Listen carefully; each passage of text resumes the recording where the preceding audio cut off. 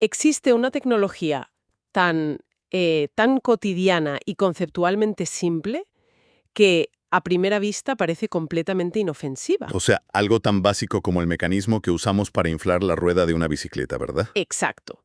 Ese mismo principio mecánico, pero operando a una escala masiva. Y resulta que está consumiendo silenciosamente el 10% de toda la energía del sector industrial a nivel mundial. Madre mía, es que es una cifra que cuesta asimilar. El 10% de toda la electricidad industrial del planeta dedicada a comprimir aire. Y lo más impactante de este dato no es solo la cantidad, es que la inmensa mayoría de ese esfuerzo energético simplemente se disipa, se pierde en ruido, en calor y en pura fricción. Totalmente. Se podría definir como la máxima expresión de ineficiencia mecánica que tenemos oculta a simple vista en casi cualquier fábrica. Bueno, pues en esta inmersión a fondo de hoy vamos a realizar un análisis exhaustivo precisamente sobre este problema. Vamos a sumergirnos en un cruce fascinante. Un cruce entre la maquinaria industrial más pesada y, por raro que parezca, la optimización matemática más abstracta. Sí, porque contamos con una pila de documentos de origen que a primera vista parecen pertenecer a universos completamente distintos. Ya, es que menuda mezcla tenemos hoy en la mesa. Literal. Por un lado, tenemos investigaciones académicas sobre metaheurísticas, un campo que estudia cómo los algoritmos informáticos imitan la evolución biológica de la naturaleza para resolver problemas matemáticos que se consideran casi imposibles. Y por otro lado, claro, tenemos un estudio de ingeniería mecánica puramente industrial, un artículo del Journal of Cleaner Production del año 2020 que detalla la optimización extrema de sistemas neumáticos. Dos mundos que parecen separados por un abismo conceptual inmenso. O sea, la teoría algorítmica más pura frente a la grasa y el estruendo de los cilindros de una fábrica. Pero el objetivo de este análisis a fondo es mostrar cómo comparten una misma misión. Ambos buscan encontrar la perfección funcional en entornos donde el caos parece dominarlo todo. Y la gran misión, el hilo conductor que va a guiar este análisis, es una pregunta muy concreta. ¿Qué pasaría si utilizásemos las matemáticas más avanzadas, esas que están inspiradas en la propia naturaleza, para rediseñar desde cero cómo funcionan las máquinas físicas? Es un enfoque brutal, porque para entender cómo las fábricas pueden dejar de desperdiciar tanta energía, primero hay que comprender cómo la ciencia resuelve problemas de optimización gigantescos, incluso cuando no hay engranajes físicos de por medio. Y ese es el punto de partida ideal para quien nos escuche hoy. Antes de intentar arreglar una fábrica súper ruidosa, hay que entender cómo las matemáticas abordan un problema con múltiples variables, ¿no? Exactamente. A ver, durante mucho tiempo, los ingenieros y los matemáticos utilizaban métodos tradicionales, basados en el cálculo. Básicamente, si querían encontrar el punto óptimo de un sistema, calculaban la pendiente de una curva y la seguían hacia abajo. Claro, hasta llegar al fondo. Eso es. Era un método muy lineal, muy de ir paso a paso. Pero, claro, revisando los apuntes sobre metaheurísticas, queda claro que llegó un momento histórico en el que ese método tradicional fracasó estrepitosamente. Colapsó por completo. Porque los problemas se volvieron demasiado complejos, ¿verdad? Sí, totalmente. El problema surge cuando nos enfrentamos a funciones matemáticas no lineales, ecosistemas que no tienen una sola curva suave, sino miles de variables que interactúan todas a la vez. Como la famosa función de Rastrillin o los problemas de las competiciones esas, las CC 2011 que mencionan los documentos. Justo esas. El cálculo tradicional se atasca por completo ante esa complejidad. Y por eso, hace ya unas décadas, los pioneros de la informática decidieron mirar hacia la biología. Me parece fascinante que buscaran inspiración ahí. En plan, se dieron cuenta de que la naturaleza lleva miles de millones de años resolviendo problemas de optimización brutalmente complejos. Y lo hace a través de la evolución. Fíjate en nombres como John Holland en 1975 con los algoritmos genéticos, o antes incluso, Reichenberg y Sheffield en el 64 con las estrategias de evolución. Y para visualizar la dificultad de estos problemas matemáticos, porque a veces es muy abstracto, a mí me sirve una analogía muy gráfica. Pensemos en un paisaje montañoso gigantesco. Vale, me gusta. Un mapa enorme. Sí, lleno de miles de valles, cráteres profundos y picos altísimos. El objetivo de la optimización matemática es encontrar el punto más bajo, el valle más profundo de toda esa cordillera. El óptimo global, que se llama en matemáticas. Exacto. Pues un algoritmo tradicional es como un excursionista al que le han vendado los ojos. Su única regla de supervivencia es caminar siempre hacia abajo. Claro, y si hace eso, inevitablemente se quedará atrapado en el fondo del primer valle que encuentra en su camino. Y ese valle inicial casi nunca es el más profundo de la cordillera. A nivel matemático, a eso se le llama quedarse atrapado en un mínimo local. Nuestro excursionista ciego se quedará ahí estancado, completamente convencido de que ha encontrado el punto más bajo del mundo. Sencillamente porque cualquier paso que intente dar desde esa posición lo lleva cuesta arriba, claro. Y como no ve más allá, carece de perspectiva global. Y es ahí donde los algoritmos inspirados en la biología cambian las reglas del juego por completo. Porque un algoritmo evolutivo no envía a un solo excursionista ciego. Es más bien como lanzar en paracaídas a 100 excursionistas por toda la cordillera simultáneamente, ¿no? Exactamente. Un enjambre entero. Y lo más importante es que llevan radios, se comunican de forma constante. Comparten sus coordenadas. Eso es. Evalúan quién de todos está en una posición más baja y luego mutan sus posiciones de manera calculada. O sea, los que cayeron en zonas muy altas son descartados del equipo. Y los que están en zonas más bajas se, digamos, reproducen. Sí, combinan sus coordenadas para generar nuevos excursionistas que exploran áreas mucho más prometedoras. Es la evolución de Darwin aplicada a las matemáticas. Y la documentación fuente muestra cómo esta idea inicial fue evolucionando con el tiempo. Al principio, los algoritmos genéticos cruzaban datos de forma muy básica, usando codificación binaria, como si fueran fragmentos de código simple. Pero cuando empezaron a enfrentarse a problemas de ingeniería reales, de esos con medidas exactas y números continuos, tuvieron que sofisticar el método muchísimo. Pasaron a los llamados algoritmos genéticos de codificación real, los RGAs. Y ahí es donde entran los métodos de cruce, cosas como el BLX-alfa o el PCX. Nombres muy técnicos. Sí, pero la idea de fondo es brillante. Empezaron a utilizar la diferencia exacta entre los padres para calcular dónde debían aparecer los hijos. No era algo tan aleatorio. Hay una parte específica en la evolución de estos algoritmos que a mí personalmente me dejó alucinada cuando la leía. Y necesito intentar desgranarla contigo. A ver, dime. Los documentos mencionan algo llamado evolución diferencial, un concepto de Storm y Price del 97. Y por lo que leo, esto altera el orden clásico de la biología. Sí, le da la vuelta por completo. Claro, porque en lugar de seleccionar a los mejores, cruzarlos y luego esperar una mutación aleatoria, este método muta primero y cruza después. ¿Por qué cambiar el orden biológico lo hace tan poderoso matemáticamente? Pues mira, esa es precisamente la genialidad de la evolución diferencial. En lugar de una mutación aleatoria, que a fin de cuentas es ciega, la mutación se basa en la geometría del propio grupo de excursionistas. O sea, se fijan en dónde están los demás. Exacto. El algoritmo toma a un excursionista base y le suma la diferencia de distancia que separa a otros dos excursionistas elegidos al azar. Todo esto multiplicado por un factor de escala, que suelen llamar F. Ah, vale. Entonces, si el grupo entero está muy disperso por toda la cordillera, esa diferencia será enorme, por lo que el siguiente salto de exploración del excursionista será masivo. Has dado en el clavo.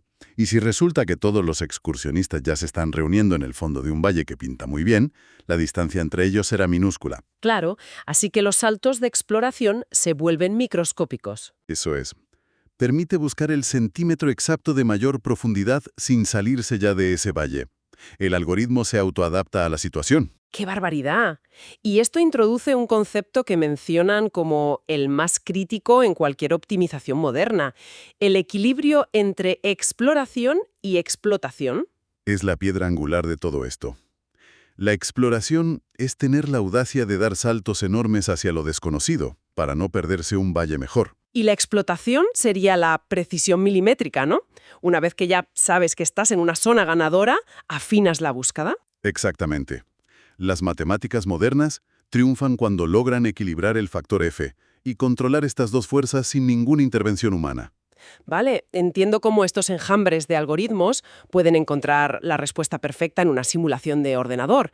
Y, a ver, es conceptualmente hermoso. Lo es muy elegante. Pero claro, ¿cómo cruzamos el puente desde una simulación teórica hasta un problema físico real? Un problema que está destruyendo maquinaria y derrochando energía en una fábrica de verdad. Es que el salto es drástico. Pasamos de un entorno puramente lógico a enfrentarnos a la física del mundo real. Y ahora tenemos que hablar del aire a presión de la industria neumática. Eso es. Ahora entran en juego la dinámica de fluidos, las fugas, la fricción y la termodinámica, todo a la vez. El estudio de ingeniería de 2020 señala que el aire comprimido es absolutamente esencial. Se usa en fábricas de coches, en la industria química, en el ensamble de semiconductores. Es el músculo que mueve el mundo moderno. Sin él, la industria actual se paraliza. Pero yo me pongo en el lugar de alguien ajeno al diseño industrial y hay algo que no encaja. Suena a que simplemente estamos empujando aire por un tubo para mover un cilindro o un pistón metálico. ¿Por qué es tan difícil de controlar? Es una duda muy, muy razonable. O sea, ¿por qué no basta con cerrar la llave de paso un poco antes para no gastar tanto aire y ya está? Porque nuestra experiencia diaria con los fluidos suele ser con líquidos. Si empujas agua a través de una jeringuilla, el agua se mueve instantáneamente porque no se puede comprimir. Es incompresible, claro. Pero el aire es un fluido altamente elástico. Es tremendamente compresible. Intentar mover un pistón pesado, de unos 120 kilos, inyectando aire a presión, no es como empujarlo con una barra de acero sólida. Entonces, ¿cómo es? Es más bien como intentar empujar una caja fuerte usando un globo gigante, largo y suelto. Ah, entiendo. La fuerza no se transfiere de inmediato. Primero el globo tiene que hincharse, tensarse y acumular esa energía, ¿no? Exacto. Y el problema es que, mientras ese aire se comprime, su temperatura aumenta de forma exponencial, y cuando finalmente logra empujar el pistón y se expande, su temperatura cae en picado de repente. O sea que la presión dentro del tubo está cambiando drásticamente cada milisegundo. Cada milisegundo, sí. Debido al calor, al movimiento del propio pistón y a la bajísima viscosidad que tiene el gas, que intenta escaparse por cualquier fisura mínima. Fíjate, qué caos. Modelar eso matemáticamente requiere aplicar la ley de los gases ideales y las leyes de la termodinámica en tiempo real, e incluso la segunda ley de Newton, para entender el movimiento de la masa del pistón. Madre mía. No es ir a cerrar una llave mecánica y marcharse a casa. ¿Qué va? Es un problema de optimización dinámica no lineal gigantesco, de los más complejos que hay en la ingeniería mecánica. Entonces, el sistema tradicional, el que se usa de forma generalizada en las fábricas hoy en día y que causa ese 10% de gasto global, ¿cómo lidia con todo este caos termodinámico? Lidia con ello de la forma más bruta y menos elegante posible, la verdad. Utiliza un sistema convencional, con una válvula estándar, una de 3 posiciones y 5 vías. Y esta válvula solo sabe hacer 2 cosas. ¿Cuáles son? Primero, se abre de golpe y deja entrar aire a altísima presión de forma constante hasta que el pistón choca violentamente contra el final de su recorrido. Literalmente empujando a la fuerza bruta durante todo el trayecto. Sí, inyectando la máxima energía sin hacer ni una pausa. Y segundo, cuando el pistón tiene que volver hacia atrás, esa misma válvula se abre hacia la atmósfera y expulsa todo ese aire hiperpresurizado de golpe. Ah, claro. Ese soplido ensordecedor que se escucha siempre en las fábricas. Ese mismo.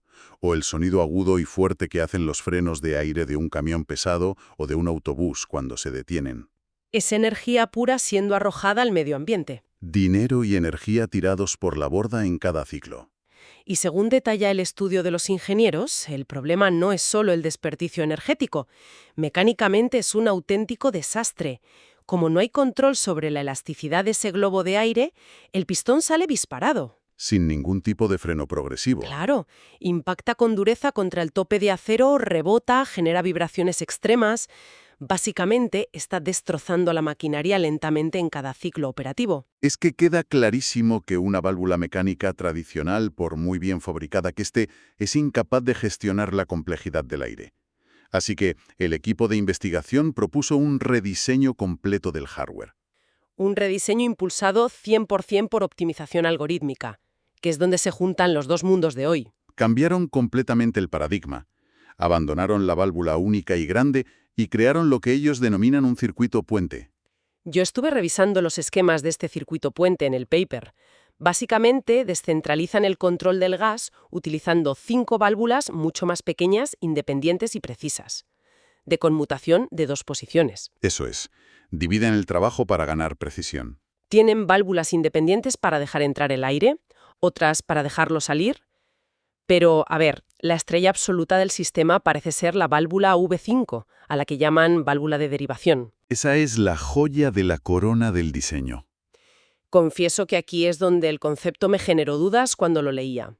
La fuente indica que esta válvula V5 conecta directamente la cámara de escape del pistón con la cámara de entrada.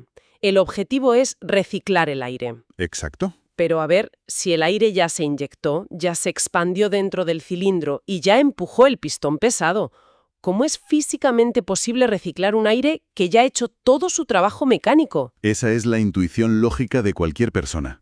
Pero ahí es precisamente donde el comportamiento de los gases esconde un as bajo la manga. Verás, cuando el pistón termina su recorrido, la cámara principal está llena de aire. ¿Un aire que ya está expandido? Sí, se ha expandido un poco, pero sigue estando a una presión muchísimo más alta que la presión atmosférica del exterior de la fábrica. Sigue estando fuertemente comprimido. Eso es. Todavía contiene lo que en termodinámica se denomina energía de expansión. O sea, energía latente que el sistema tradicional simplemente tiraba a la basura con ese fuerte bufido que comentábamos antes. Efectivamente. La genialidad absoluta de la válvula V5 es atrapar ese gas residual justo antes de que se escape a la atmósfera. Abre un canal directo y redirige toda esa presión remanente de vuelta al inicio del circuito. Para el siguiente movimiento del pistón. ¡Qué pasada! Es reciclar fuerza bruta pura y dura. Es eficiencia llevada al extremo. Pero claro, tener 5 válvulas independientes interactuando con un gas tan caótico, con la temperatura cambiando y reciclando presiones cruzadas, eso multiplica la complejidad del sistema hasta el infinito. Totalmente. Pasa a ser inmanejable para una mente humana. Es que, ¿en qué milisegundo exacto se abre la entrada? ¿En qué microsegundo preciso se cierra el escape para crear contrapresión y frenar el pistón suavemente antes de que choque contra el metal? ¿Cuándo exactamente se abre la V5 para reciclar sin arruinar el flujo? Un ingeniero humano jamás podría calcular esa coreografía en tiempo real de forma eficiente. Es imposible. Es un laberinto multidimensional brutal. Y aquí es donde se requiere la potencia de cálculo y la capacidad de abstracción algorítmica de la que hablábamos al principio con las metaheurísticas. Exactamente. Y para gobernar esas 5 válvulas, los investigadores no usaron algoritmos genéticos en este caso, sino que aplicaron 2 herramientas matemáticas de alto calibre. La primera es la técnica de colocación ortogonal en elementos finitos. Un nombre que impone bastante respeto, sin duda. Ya sabemos que el mundo académico siempre escoge nombres muy intimidantes, pero el concepto mecánico es súper fascinante si se logra visualizar de forma sencilla. Pues mira, para intentar bajar ese término a la tierra, mientras leía la documentación me vino a la mente una imagen muy clara. Pensé en cómo se hace una película de animación en stop motion, de esas que utilizan figuras de plastilina. Vale, me parece una buena forma de verlo. Como el flujo del aire a presión es un continuo caótico y arremolinado, es imposible que las matemáticas procesen todo el movimiento fluido de una sola vez, así que aplican la técnica de los elementos finitos. Que es esencialmente congelar el tiempo matemático. Eso es. Cortan ese segundo escaso que tarda el pistón en moverse en cientos de fotogramas microscópicos. Es una analogía inmejorable, de verdad. Al transformar la dinámica fluida y continua en una serie de fotogramas estáticos y manejables, los algoritmos de optimización pueden analizar las presiones exactas en cada microsegundo independiente. Y una vez que el problema del aire está congelado en esos fotogramas, entra en juego la segunda gran herramienta matemática, el método de punto interior. Aquí es donde se conecte todo el análisis de hoy. Porque al igual que los algoritmos evolutivos buscan un valle profundo en el mapa, este método busca navegar por un mar de posibilidades gigantesco, ¿no? Sí, pero con una dificultad añadida que antes no teníamos, los límites estrictos del mundo físico real. Cosas como la presión máxima que aguanta la válvula o que el pistón debe completar el recorrido en exactamente 0,7 segundos, por ejemplo. Exactamente. En la matemática tradicional, esos límites físicos operan como muros infranqueables. Si una ecuación choca contra uno de esos muros de presión o de tiempo, el cálculo se bloquea por completo. Creando un cuello de botella informático sin solución aparente. Eso es, pues lo que hace el método de punto interior es una maniobra matemática muy elegante. Transforma esos muros duros en pendientes graduales, como en campos de fuerza que avisan al algoritmo antes de que choque de frente. Ah, o sea, le permite esquivar los obstáculos antes de estrellarse. Exacto. Le otorga la capacidad de fluir suavemente por el interior del espacio de las soluciones válidas. va explorando rutas alternativas, sin quedarse nunca atascado contra un límite mecánico, hasta dar con la combinación perfecta de fotogramas. ¿Es este algoritmo el que dictamina, por ejemplo, en qué momento exacto actuar? Dice algo así como que la válvula de entrada de aire debe cerrarse repentinamente en el fotograma exacto del segundo 0,11. Así de preciso. Pero espera, ¿tan pronto? Porque si corta el suministro de la red principal de aire en el segundo 0,11, el pistón no ha recorrido ni una cuarta parte de su camino por el cilindro. Pues sí, así es. Y esa es precisamente la magia de la optimización dinámica, aprovechando la energía de expansión que mencionábamos un poco antes. O sea, el algoritmo se dio cuenta de algo que nosotros no veíamos. Las matemáticas descubrieron que no hace falta inyectar aire a presión durante todo el recorrido del pistón. Si se inyecta una cantidad muy precisa al principio y luego se sella herméticamente la cámara, Ese aire atrapado seguirá expandiéndose por su propia naturaleza elástica, ¿no? justo, seguirá empujando el pesado pistón durante el resto del recorrido de forma totalmente gratuita. Es brillante. Es una coreografía milimétrica gobernada por ecuaciones complejas. Y tenemos que hablar de los resultados, porque los datos empíricos que arroja el Banco de Pruebas de 2020 son espectaculares. Son de los que marcan un antes y un después en la ingeniería. Pusieron a competir este circuito puente de 5 válvulas, guiado por la optimización algorítmica, contra un circuito tradicional idéntico.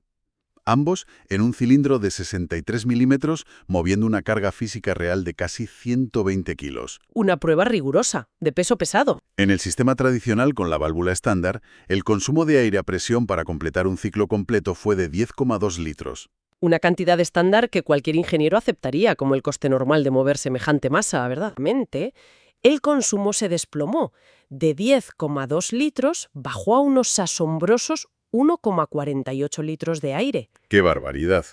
Es una reducción que desafía el sentido común industrial por completo. Los datos verificados por el estudio muestran un ahorro de energía real de entre el 55 y el 87%, dependiendo, claro, de la presión aplicada y de la carga física. Conseguir casi un 90% de ahorro energético simplemente alterando cómo y cuándo se abren unas llaves de paso, guiados por cálculos matemáticos, es revolucionario. Y además de la energía, solucionaron el tremendo problema del desgaste mecánico. Cierto, el impacto de los 120 kilos. Las gráficas de las pruebas muestran que la velocidad del pistón justo antes de golpear el final de su recorrido se desplomó a cifras minúsculas, entre menos 0,01 y menos 0,02 metros por segundo. O sea, nada. Nada.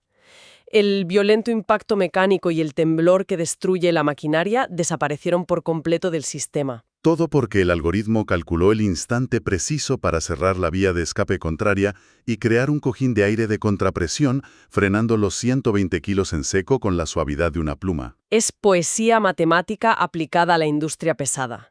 Es que estos resultados, que están confirmados mediante pruebas estadísticas súper rigurosas, demuestran que la maquinaria era capaz de muchísima más eficiencia de la que su diseño mecánico bruto permitía originalmente. La dinámica no lineal demostró que no se necesitaba inyectar más energía al sistema. Se necesitaba más inteligencia matemática en la gestión del flujo de esa energía. Tal cual. Entonces, alejando un poco la mirada de los cilindros individuales, ¿qué significa realmente todo esto en el gran esquema de las cosas, para quien nos escuche? Porque todo este nivel de detalle extremadamente técnico... Las horas dedicadas a comprender cómo un algoritmo evolutivo mide las distancias o cómo un método de punto interior esquiva límites físicos. Todo eso no es un simple ejercicio académico de un artículo científico denso, ¿verdad? No, en absoluto. Tiene un impacto tangible, físico y sumamente crítico en el mundo de hoy. La optimización algorítmica avanzada es ahora mismo una de las herramientas más poderosas y directas que tenemos en el desafío global de reducir el consumo energético. Claro, al principio de este análisis mencionamos que el aire comprimido devora el 10% de la electricidad industrial mundial. Fíjate en la escala de eso. Si logramos escalar un ahorro del 80% a todas las líneas de ensamblaje, sistemas de empaquetado y maquinaria pesada del planeta, equivaldría a poder apagar decenas de centrales eléctricas. Hablamos de la reducción directa de megatones de carbono, de la atmósfera, simplemente gestionando mejor el aire que ya usamos. Y la clave para lograrlo no reside en descubrir un material milagroso en un laboratorio o un nuevo combustible revolucionario. Reside en una pura y simple actualización de software.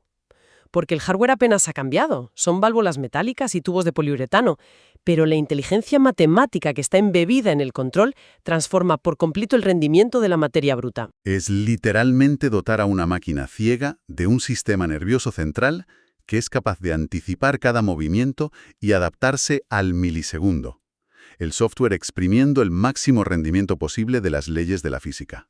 Basándose, recordemos, en estrategias que la naturaleza lleva puliendo y perfeccionando millones de años mediante la evolución. Todo acaba conectándose. Lo cual nos conduce a una idea bastante provocativa. Una reflexión que va un paso más allá de la documentación que hemos revisado hoy y que me parece ideal para quien nos escucha le dé vueltas más tarde. A ver, cuenta. Resulta fascinante observar cómo se ha utilizado hoy una optimización inspirada en algoritmos evolutivos biológicos para controlar de forma maestra 5 válvulas ortogonales de metal. Sí. Está hecha de cilindros perfectos, ángulos rectos y líneas rectas.